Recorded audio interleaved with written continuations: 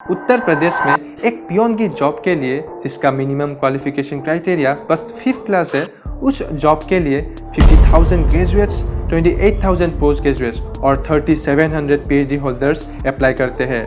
2019 में पीएम मोदी के home state Gujarat में भी 450 इंजीनियर्स, 543 पोस्ट ग्रेजुएट्स और कुछ डॉक्टर्स ने अगेन पियोन की जॉब के लिए अप्लाई किए थे। आज ऐसे ही हजारों लाखों करोड़ों एग्जाम्पल्स है जिसमें Indian graduates, post graduates, even PhD holders को एक साधारण जॉब के लिए भयंकर रूप से लड़ाई करना पड़ रहा है। ये आंकड़ा हमारे यूथ के लिए बहुत भयानक है और इस अनएम्प्लॉयमेंट के खिलाफ हमारे देश के युवा प्रोटेस्ट भी कर रहे हैं। लेकिन ये प्रोटेस्ट इस इशू की सिर्फ एक पहलू है। हम में से ज्यादातर लोग समझते हैं कि अनएम्प्लॉयमेंट की मुख्य कारण इंडिया के लार्ज पॉपुलेशन है और इसका सोल्यूशन है हमारे गवर्नमेंट को ज्यादा से ज्यादा जॉब क्रिएट करना चाहिए। लेकिन क्या यह सोल्यूशन आधा अधूरा नहीं है? जॉब कैसे क्रिएट किया जाएगा ये जब तक पता नहीं चलेगा कैसे सॉल्व करेंगे इस इशू को? क्या ओनली पॉपुलेशन इंडिया के ह्यूज अनएम्प्लॉयमेंट का कारण है? शायद हम लोग इस प्रॉब्लम को पूरी तरह से समझ नहीं पाए हैं। आज ये डिस्कशन कन्वेंशनल नहीं होने वाला है। हम लोग अनएम्प्लॉयमेंट की वो साइड्स को देखेंगे जो हमारे सोसाइटी में या तो बहुत कम है या फिर इंटरेस्ट नहीं लेना चाहते। इंडिया के यूथ के गवर्नमेंट जॉब लेने की चाहत कैसे अनएम्प्लॉयमेंट का एक बड़ा रीजन बनता है? इंडियन एजुकेशन सिस्टम और आउटडेटेड सिलेबस कैसे लार्ज नंबर ऑफ अनस्किल्ड और अनएम्प्लॉयबल यूथ क्रिएट करते हैं? इंडियन सोसाइटी गवर्नमेंट के स्टार्टअप इकोसिस्टम में वेरी लेस सपोर्ट के कारण कैसे लाखों करोड़ों जॉब अपॉर्चुनिटी मिस करते हैं? इन हर एक चीज को इन डेप्थ डिस्कस करेंगे कुछ रिसर्च और स्टैटिस्टिक्स के through. Public labour force survey यानी गवर्नमेंट के ऑफिशियल डेटा के हिसाब से इन 2011-12 इंडिया में अनएम्प्लॉयमेंट रेट 2.2% यानी लगभग 10 मिलियन बेरोजगार लोग थे। इन 2017-18 कोविड पेंडेमिक से पहले ही इंडिया की अनएम्प्लॉयमेंट रेट 6.1% तक बढ़ गया था, जो कि पिछले 45 इयर्स में सबसे ज्यादा था। और कोविड के बाद तो ये बेरोजगारी के आंकड़े बढ़कर आसमान छूने लगे। इस पेंडेमिक में लगभग 7 मिलियन लोगों ने जॉब खोया है और जिसके साथ ही the unemployment rate of India increases to 8%। ये थे कुछ आंकड़े जो बयां करते हैं the terrible situation of unemployment in India. लेकिन इस सिचुएशन से ज्यादा प्रॉब्लम इस बात से है कि आखिर ऐसा एक सिचुएशन आया कैसे। इंडिपेंडेंस के बाद जैसे जैसे हमारे देश की इकोनॉमी ग्रो करने लगे, धीरे धीरे जॉब्स भी क्रिएट होने लगे। उस दौर में जॉब पाने के लिए बस आपको डिग्री की जरूरत थी। ये डिपेंड नहीं करता था कि आप कितने स्किल्ड हो, बल्कि आप कहाँ तक पढ़े हो, यानी आपके पास कौन सी ग्रेड की डिग्री है। लोगों के पास इंजीनियरिंग और मेडिकल के डिग्री हाथ में होने से ही जॉब भी हाथ में होता था। यही कारण है आज आजादी के 70 साल बाद भी 12th के बाद मैक्सिमम स्टूडेंट इंजीनियरिंग या मेडिकल पढ़ना चाहते हैं। आज इंडिया में 5.55% मैकेनिकल इंजीनियर्स मैकेनिकल डिजाइन के लिए एम्प्लॉयबल नहीं है। एस्पायरिंग माइंड्स के सर्वे के हिसाब से आज देश की 80% इंजीनियर्स कोई भी जॉब के लिए एम्प्लॉयबल नहीं है। आईटी में तो हालत और खराब है। 95% इंजीनियर एक सिंपल लॉजिक भी नहीं जानते हैं। Only 1.4% IT engineers can code properly.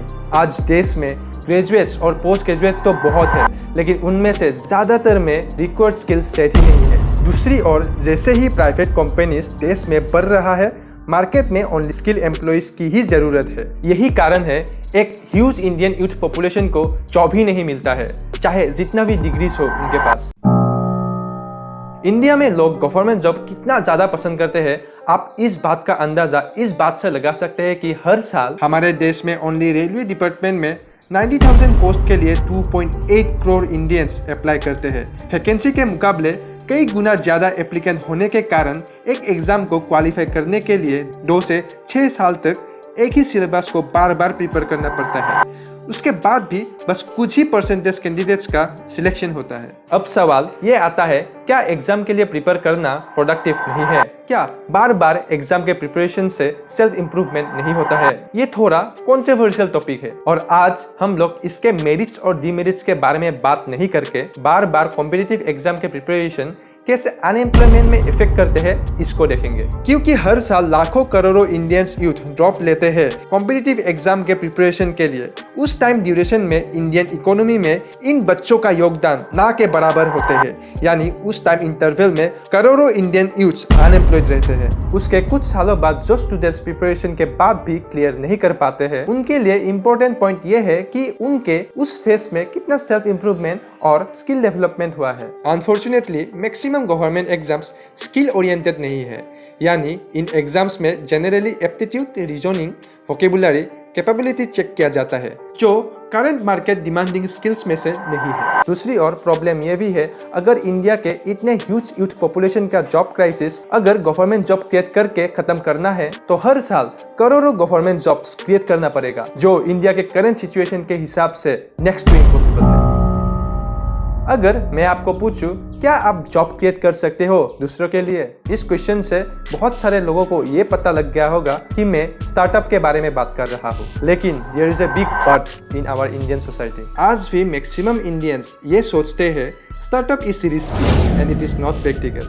अगर यही बात 2004 में तब की कॉलेज स्टूडेंट मार्क जुकरबर्ग ने सोचा होता, 1998 में तब की पीएचडी स्टूडेंट लेरी पेज और सर्जी ब्रिन ने सोचा होता, आज फेसबुक और गूगल नहीं होते और आज फेसबुक और गूगल लाखों जॉब्स नहीं जनरेट कर रहे होते। बस फेसबुक और गूगल ही नहीं, Walmart, Amazon, Apple, Microsoft, IBM, Wells Fargo की तरह अगर वर्ल्ड के हजारों लाखों कंपनी के फाउंडर्स अगर स्टार्टअप रिस्की और इम्प्रैक्टिकल है सोचते तो आज वर्ल्ड के हर कोने में लाखों करोड़ों जॉब्स नहीं क्रिएट कर रहे होते। हालांकि इंडिया में स्टार्टअप इकोसिस्टम ग्रो कर रहा है, लेकिन इतना ग्रोथ रेट काफी नहीं है ज्यादा से ज्यादा जॉब क्रिएट करने में। हमारे Indian society specially older generation हमारे यूथ को स्टार्टअप्स के लिए बिल्कुल भी एनकरेज नहीं करते। हालांकि हमारे गवर्नमेंट स्टार्टअप इंडिया जैसे इनिशिएटिव ले रहे हैं, लेकिन एग्जीक्यूशन लेवल में ये इतना फायदेमंद साबित नहीं हुआ है। जब तक यही स्टार्टअप फोबिया इंडियन सोसाइटी के मन में रहेगा, तब तक ऐसे ही इंडिया लाखों करोड़ों जॉब अपॉर्चुनिटी मिस करता रहेगा।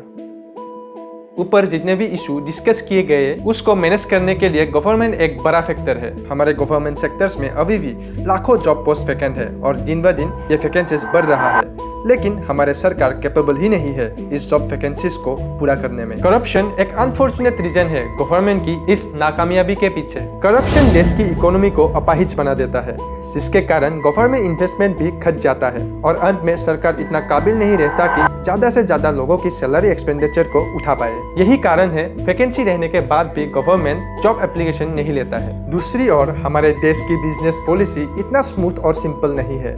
ईज ऑफ डूइंग बिजनेस में हमारे देश की रैंक 63 आउट ऑफ 190 कंट्रीज है और ये रैंक काफी नहीं है वर्ल्ड के बेस्ट कंपनीज को हमारे देश की तरफ आकर्षित करने में। ये कंपनीज हमारे देश में ना आने का मतलब है देश में और ज्यादा जॉब क्राइसिस की ग्रोथ। इंडिया में जॉब क्राइसिस को हटाने के लिए फर्स्ट एंड फॉरमोस्ट स्टेप होना चाहिए देश के लोगों के स्किल को बढ़ाना। आज के जॉब मार्केट पहले जैसा नहीं रहा। एक एम्प्लॉयर आपको जॉब तभी ऑफर करेगा जब आप उनके क्लाइंट के प्रॉब्लम सॉल्व करोगे, उनके लिए कुछ रेवेन्यू जनरेट करके दोगे, जिसके लिए आपको जरूरत होगा प्रोडक्टिव स्किल। और अच्छी बात यह है आज के टाइम में आपको हजारों लाखों रुपए खर्चा करने की जरूरत नहीं है आपके स्किल्स को डेवलप करने के लिए। इस इंटरनेट के दुनिया में आपको मैक्सिमम रिसोर्सेज फ्री में मिल जाते हैं। आप फ्री में या फिर बहुत ही कम लागत में नंबर्स ऑफ स्किल्स डेवलप कर सकते हो और यही स्किल्स ही होंगे फ्यूचर मार्केट में आपको जॉब पाने की असली हथियार। इंडियन सोसाइटी और गवर्नमेंट को हमारे देश की स्टार्टअप इकोसिस्टम को सपोर्ट करना पड़ेगा। गवर्नमेंट को स्टार्टअप में ज्यादा से ज्यादा इन्वेस्ट करना पड़ेगा। लोगों के बीच स्टार्टअप्स के अवेयरनेस को बढ़ाना पड़ेगा। एक स्टार्टअप की कई फायदे हैं। ये ओनली जॉब जनरेट नहीं, देश की इकोनॉमी भी बूस्ट करते हैं। जब एक देश में स्टार्टअप और कंपनी फॉर्म नहीं होंगे, वो देश कभी भी डेवलप्ड नेशंस का दर्जा हासिल नहीं कर पाएंगे। अगर अनएम्प्लॉयमेंट को खत्म करना है, गवर्नमेंट को जल्द इसके ऊपर सिंसियर और लॉन्ग टर्म एक्शन लेना पड़ेगा। करप्शन को ग्राउंड लेवल से उठा के फेंकना पड़ेगा और डिफरेंट सेक्टर जैसे मैन्युफैक्चरिंग में इन्वेस्टमेंट बढ़ाना पड़ेगा। बिजनेस और टैक्सेशन पॉलिसी सिंपल बनाना पड़ेगा ताकि लोग बिजनेस के प्रति अट्रैक्ट हो और फॉरेन कंपनीज हमारे देश में बिजनेस करना पसंद करें। ये थे कुछ स्टेटिस्टिक्स, कारण और सॉल्यूशन हमारे देश की अनएम्प्लॉयमेंट इशू के रिलेटेड। अगर इन स्टेटिस्टिक्स और प्रॉब्लम्स को थोड़ा नजदीक से देखें तो हम क्लियरली कह सकते हैं हमारे देश की अनएम्प्लॉयमेंट की one of the most important factor है यूथ स्किल की कमी। इसलिए हमें सबके दिमाग में एक चीज सेट कर देना है कि we should change our degree oriented mindset to skill and knowledge oriented mindset because the current market desire skill not degree without skill. इसीलिए आप इस अवेयरनेस को ज्यादा से ज्यादा स्प्रेड करने के लिए इस वीडियो को शेयर कीजिए। अंत में गवर्नमेंट को हम्बली रिक्वेस्ट करूंगा, आपको अनएम्प्लॉयमेंट को ग्राउंड लेवल से सिंसियरली हैंडल करना चाहिए, ना कि इसको शॉर्ट टर्म चुनावी मुद्दा बनाना चाहिए। उसी उम्मीद से